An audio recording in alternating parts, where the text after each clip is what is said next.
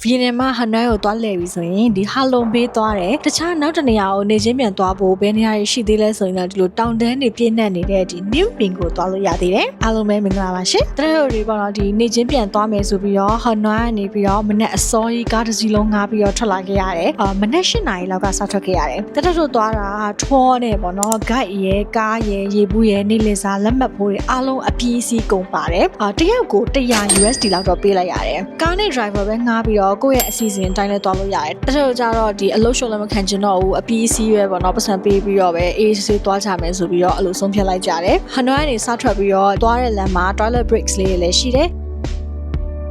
toilet breaks တွေပြီးတော့ပထမဆုံးနင်းပြင်ကိုရောက်သွားတဲ့အချိန်မှာထောင်လူ Asian City အရင်ကဘရင်နန်းတော်ကြီးကိုသွားရတယ်အဲ့မှာနည်းနည်းပါးလဲပြီးတော့လေ့လာပြီးတော့ဆက်ပြီးတော့ခီးဆက်ကြတယ်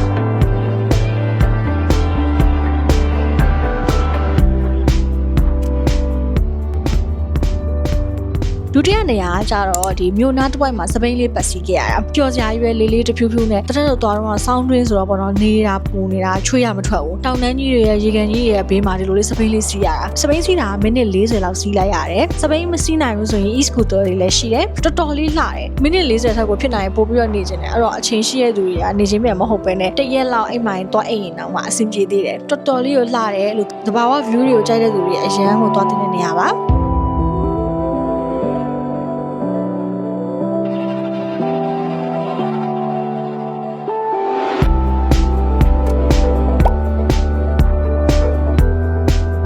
သူတို့ကျွေးတဲ့စားတော့ဆိုင်မှာနေလေဆိုစားတယ်စားကြရရတော့စုံနေတာပဲဒေတာစာကြီးမဟုတ်ပေမဲ့စားလို့တော့ကောင်းတယ်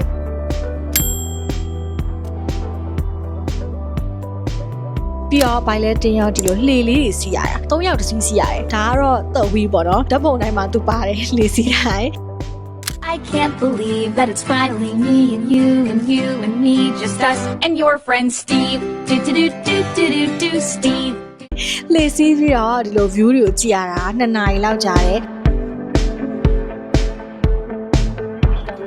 တို့သွားတာနေဝင်ချိန်လေးဆိုတော့ဒီ sunset view နဲ့ roll လို့ရတာပေါ့နော်လေစိတ်လဲပြန်ရောက်သွားတော့ရှူလေးပါလေးပေါက်ပေါ့နော်နောက်တနေရာသွားရတယ်ဒါဆိုတော့ဟနွိုင်းနေထွက်လာတာနည်းနည်းလေးနောက်ကျနေတော့သွားတဲ့နေရာကြီးမှာနည်းနည်းလေး rush ဖြစ်သွားရပေါ့အဲ့တော့စောထွက်လို့ရရင်ထွက်ကြပါနောက်ဆုံးဒီ Moa Cave ကြီးကိုတက်ရတာပေါ့ခုနကလေစီးနဲ့တွေ့ရတဲ့တောင်ကြီးကိုတက်ရတယ်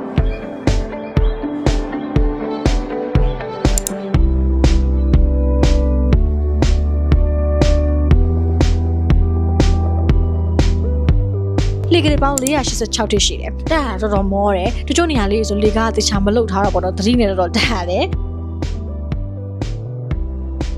ဒါမဲ့အပေါ်ရောက်သွားတဲ့အချိန်မှာပေါ့နော်မြို့ကြီးရဲ့ပက်လေအပေါ်ကြီးကနေမြင်ရတော်တော်လေးကိုလှတယ်။